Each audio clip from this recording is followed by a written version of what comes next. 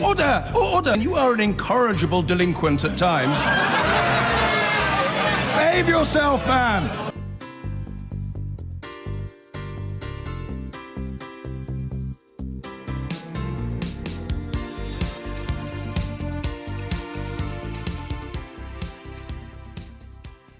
Now, we throw away mountains of plastic, more than 3.5 million tonnes of it chucked out by Britons every year, clogging up landfill and polluting the seas.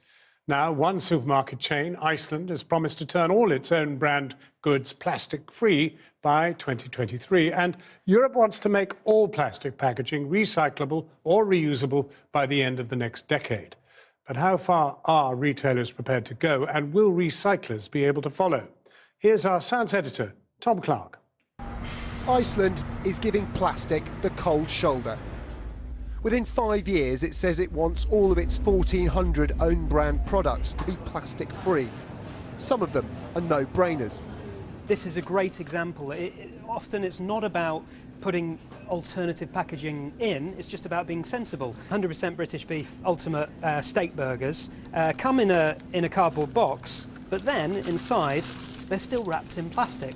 Why? I have no idea. Yeah. So the obvious solution there is to get rid of the plastic bag and just put them straight in the box. But the company says its biggest challenge is the 100 million non-recyclable black plastic trays it sells every year. We'll have got rid of all of these by the end of this year, and we're going to move them to a paper box. That reduces plastic by 95%. However, it's still laminated with a plastic liner.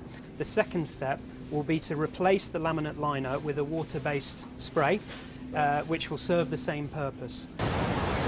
Less waste can only be good for the environment, but if supermarkets rush to reduce plastics, they could make it a lot harder for these people. If you ask the recycling industry, they'll tell you plastic isn't necessarily the problem. Provided they can tell what it is, they can handle pretty much anything we throw at them. The secret to sustainability is keeping packaging simple. Something like this. There's a lot of packaging in there. Do you, when one of these comes to your plant, do you ask yourself, why do they have to do that? Yeah, nice high-end yoghurt, very convenient. You can use it anywhere, but very difficult for the consumer to recycle. Got to take off the lid, decide where to put that, peel off the layer, decide if this label comes off. Very complicated. Anything that's laminated, anything that's a sandwich of materials really stuck together that we can't separate, that's quite difficult to recycle. Crisp bags are really difficult because they're plastic with a spray-on metal. That means, again, they're more than one material. Today, the EU launched its plastic reduction strategy, which calls for changes that allow all plastic packaging to be recyclable and recycled by the end of the next decade. The not particularly popular plastics industry says that's fine, as long as it goes in the bin. If you move into another material, it's just as likely to get littered. And if you move into another material, you might have ended up using more resource. So what have we actually achieved? Problem is, far from all our plastic ends up in the bin. Iceland has taken a big step with its own brands, but how far will they or their competitors go now? Single-use plastic still covers or contains the majority of things we buy and makes lots of money. Single-use plastic is a modern-day scourge. It's poisoning our oceans, our marine environment. Yeah, your shop is still full of it. Our shop is full of it. We are standing up and recognising our responsibility as a retailer, as a leading contributor of plastic packaging, to say enough is enough. And I think this is a time for collaboration. I want the other supermarkets to come out and make similar statements. And if we're all in this together, it'll be very cost effective, will create huge demand, new technologies will come on stream, and it'll be even easier. Iceland is gambling it can ditch plastic without its customers melting away. And let's be honest, attract some ethically minded shoppers from next door. After all, plastic packaging is getting a bad rap. Well, joining me now are Louise Hedge, who's Senior Oceans Campaigner at Greenpeace, and Martin Kirsch, he's Director of the Food Service Packaging Association, which represents manufacturers supplying the hospitality industry. Martin Kirsch, let's start with what the European Commission Vice President said today. If we don't do anything, in 50 years' time, there'll be more plastics than fish in the oceans. Well, that has been stated, and of course the evidence is still to be found about, to be determined. Well, it's not necessarily a question of that. The mathematics are fairly complicated. What's more important is to say that these plastics should never end up in the ocean. So people have got to get better at bidding it? Yes, because the plastics themselves, the packaging, doesn't throw itself into the ocean. It's human beings which get it there, and that's the behaviour we have to change. Let's put that to Louise Edge. People have just got to get better at bidding the plastics, not littering.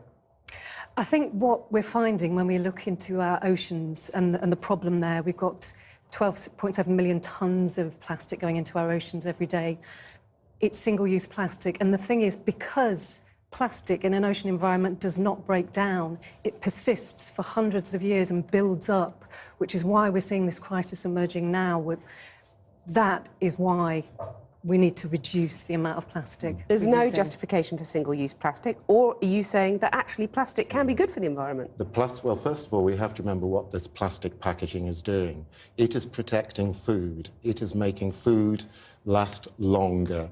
So you're saying it can be good for the environment? But, well, put it like this. If it protects food and extends the shelf life, meat is a very good example, then what we have to balance this with is the potential for a high degree of food waste. So a necessary evil. And necessary, because the food waste would be a greater environmental disaster. How do you respond to that? Well, we're welcoming the moves that Iceland have announced today, which is that they're going to go single-use plastic-free across all of their own brand. But if plastics is stopping us throwing away more food, you'd welcome that too, wouldn't you? Well, I think the point is there are other alternatives that we can shift to. Obviously, we need packaging to keep our food safe. We need to ensure we're not wasting food, and we need to ensure that the packaging we use isn't producing vast amounts of carbon. So you're saying that doesn't need to be plastic, that packaging? But what we're saying, and what Iceland are pledging to deliver, is packaging that delivers on all of those things. Right, so it doesn't need to be plastic packaging. I mean, something to keep food from being wasted doesn't need to be plastic. There are alternatives, but for many years under the Courtauld Agreement, which is one of the things the government encouraged, we managed to reduce the entire carbon level of both the plastic and the means to transport, and the means to be able to transport that packaging as well. What about just getting better at recycling plastic, though? I think the challenge with that, yes, we do have to get better at recycling right across the board. We have to get better at reducing the amount of packaging that we use, because we use far too much packaging here in the UK. But in terms of recycling, if you look at what's happening internationally, of all the plastic we use, 10% is currently recycled. And that's a problem, isn't it? And that's a problem your industry has to address and hasn't so far. And the industry is addressing that. What the industry wants to do is have a reform of the producer responsibility system. This is the obligation which all businesses which place packaging onto the market, they provide funding to be able to deal with the recycling of... Well, so why isn't more being recycled then? Well, we're seeking a reform of that system.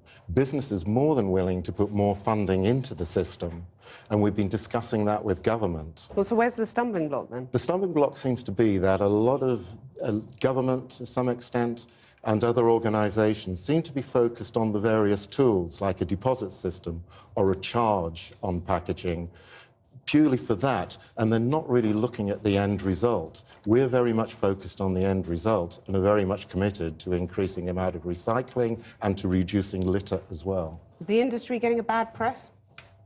The industry is getting a bad press, and I think quite rightly so. What our oceans are telling us, what programmes like Blue Planet are revealing, is we've got a real crisis facing us in our oceans with plastic. We need urgent action to address this. The government announced last week that they'd have a 25-year plan to tackle that.